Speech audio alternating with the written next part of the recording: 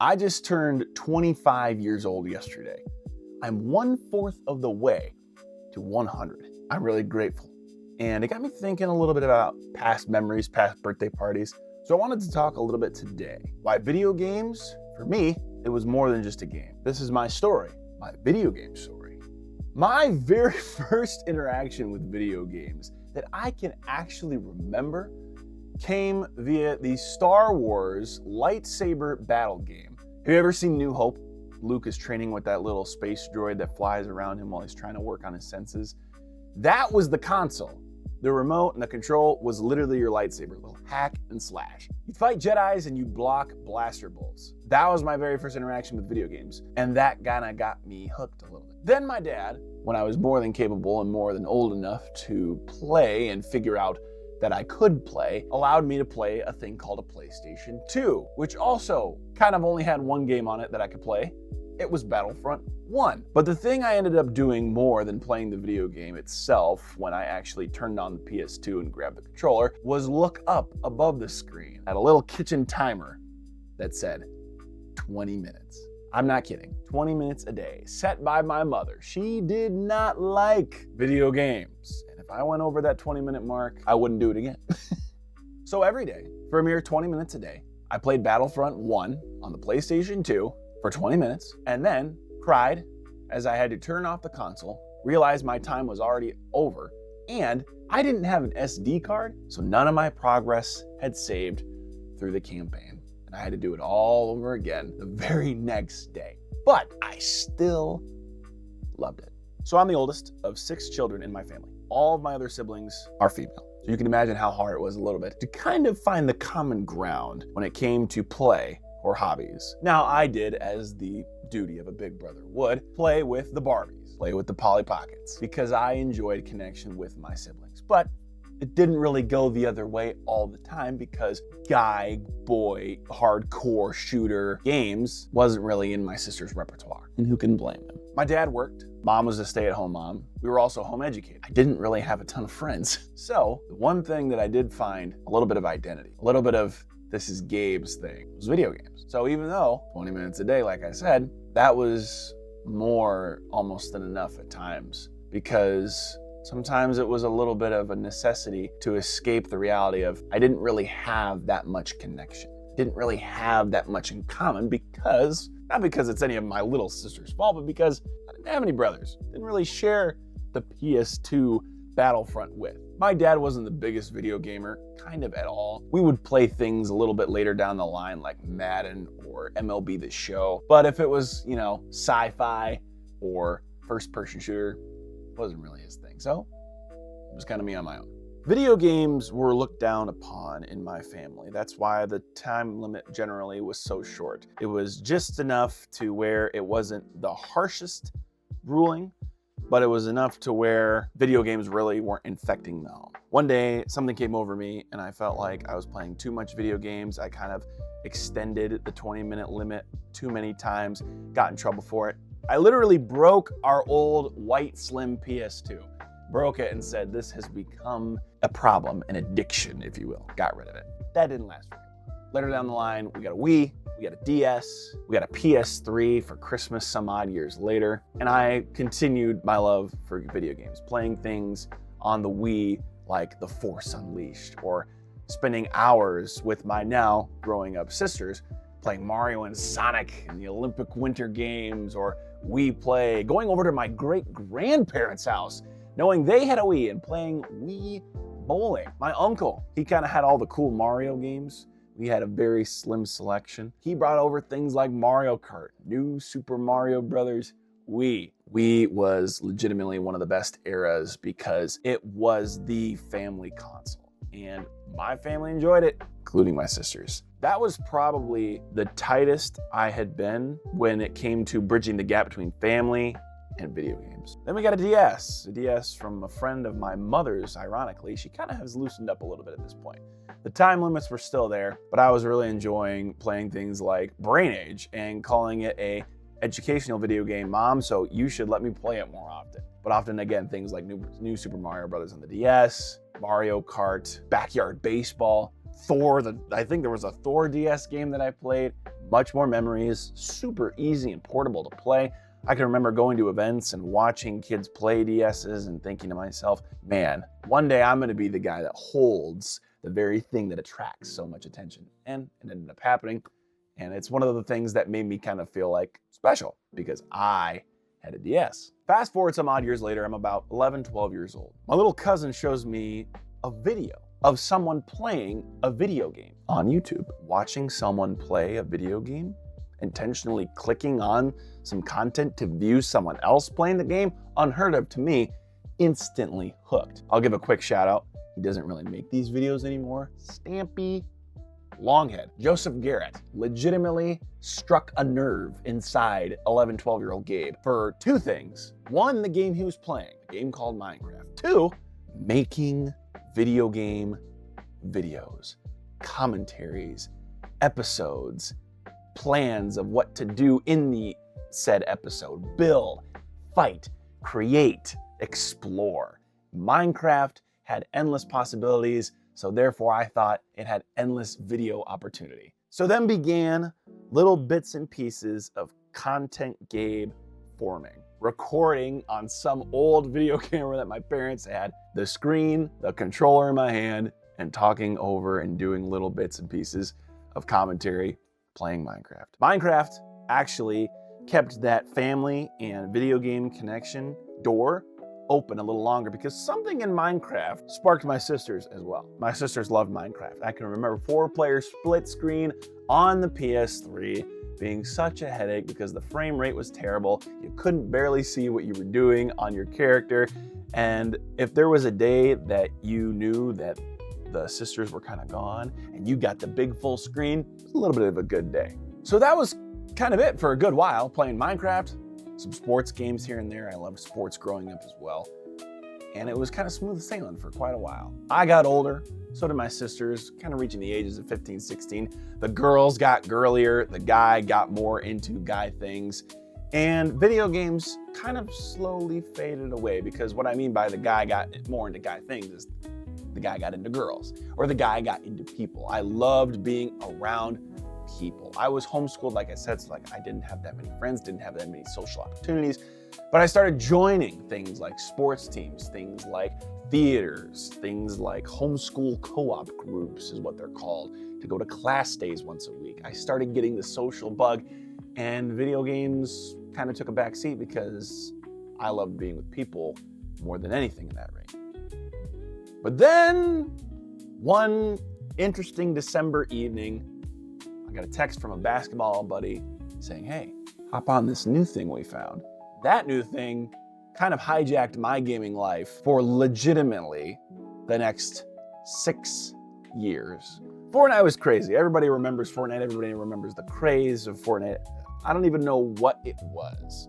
I don't even know why it was. It was something nobody had ever seen. It's something nobody had ever felt. It was magic. It was like this feeling of couch co-op in the early 2000s brought in digitally because you always felt like you were in a party, you were in a lobby, you were getting different things with cosmetics, you were looking at these new Easter eggs in the Fortnite map, you were talking about weapon updates. I mean, Fortnite was revolutionary.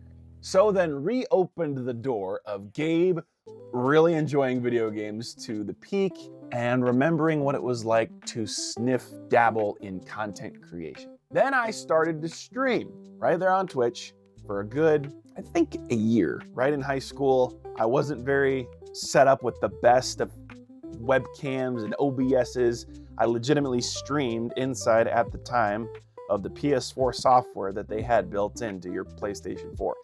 Below average headset and microphone, but I had a chat and people came in eventually, and it was some of the most fun I ever had playing video games in my whole lifetime. Fast forward a little ahead, I start to get into a little bit of a relationship with this girl.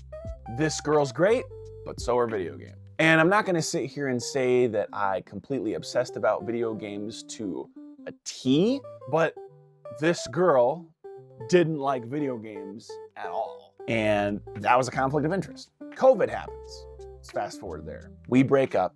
She broke up with me, she leaves. I kind of hit rock bottom. And one of the things that a lot of people tell me is, yo, get back into streaming.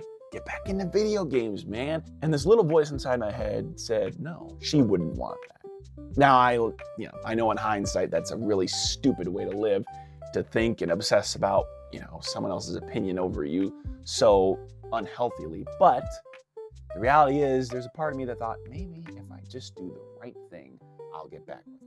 Spoiler alert, 6 odd years later, I am not with this girl, and I am still playing video games. But it took a while to shake some of the shame and the guilt, not even just get past that, but get back into enjoying video games, because there was this stamp of it felt wrong.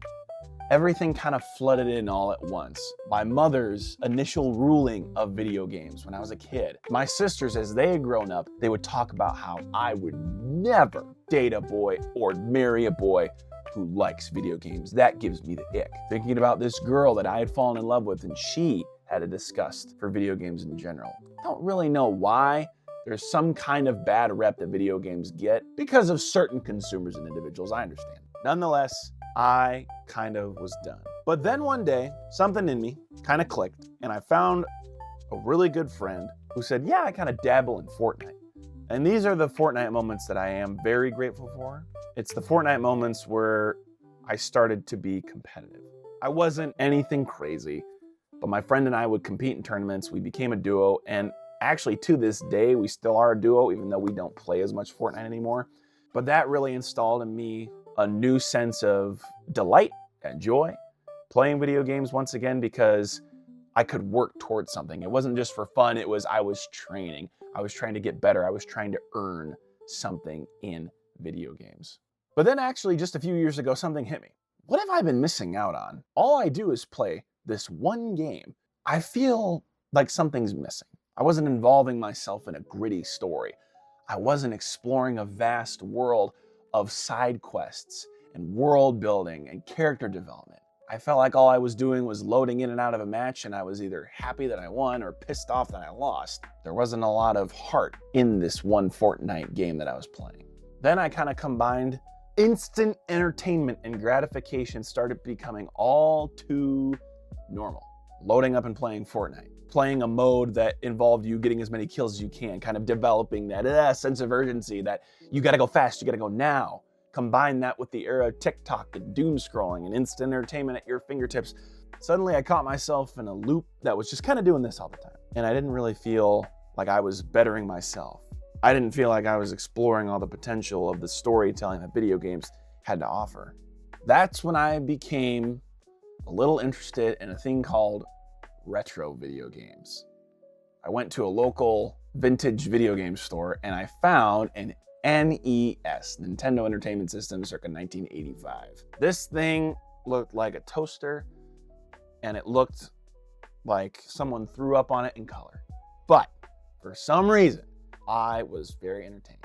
And I can remember playing Mario Brothers, putting that little cartridge in and flapping down the plastic flap and playing that game until I finally beat it. And there was zero depth in that game. There was zero story or world building, but it was something different. It was something that made me realize, you know what?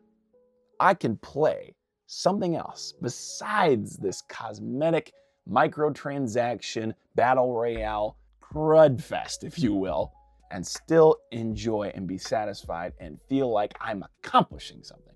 Feel like I'm reading a book or starting a new project. And so from then, while Fortnite was still in the back pocket, it really was, because it actually involved, a relationship with a good friend of mine and competitive skills and stuff like that, I kind of branched out, kind of started doing more fun, interesting things with video games that I never thought I would. When I was growing up, I was like, this is the kind of video games I want to play. But then as I got older, I was like, you know what? Why put myself in such a box? Why not expound and break out into all that video games have to offer? 2 years ago, I got married. I got married to someone who grew up playing video games. She's not default a video gamer like me, but she's someone who loved me and cherished my joy enough that even though it's an activity that often involves me kind of disengaging a little bit, she wanted me to because she knew it was something I loved.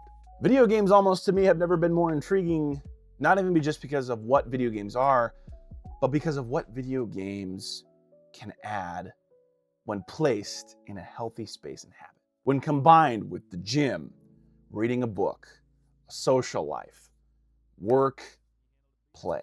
Video games is the ultimate complement. And there's so many life lessons that I've taken along over the last 25 years of realizing that no matter how much you love video games, you shouldn't put them in the driver's seat in the first place.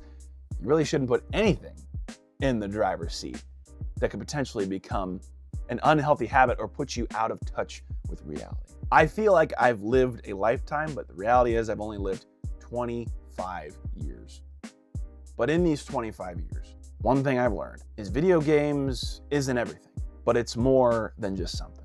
To everyone who's played with me over the last 25 years, to all these content creators that have inspired me, to my wife who has believed in me, and to maybe you watching, I want to thank you. This is a little bit more of a heartfelt, deep video, but really it means so much to me.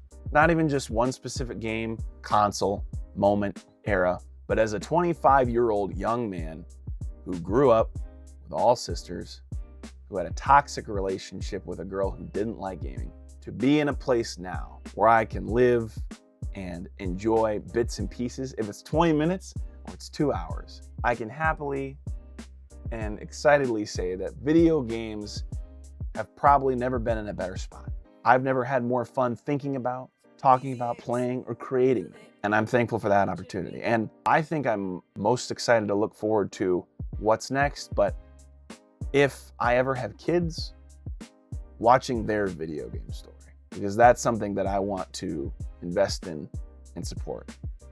If you stayed all the way to the end of this video, props to you. And if you did enjoy, I really would encourage you to like the video. Have a great rest of your day. Go play video games, go outside, go pursue what you're passionate about. And I will see you whenever. Bye.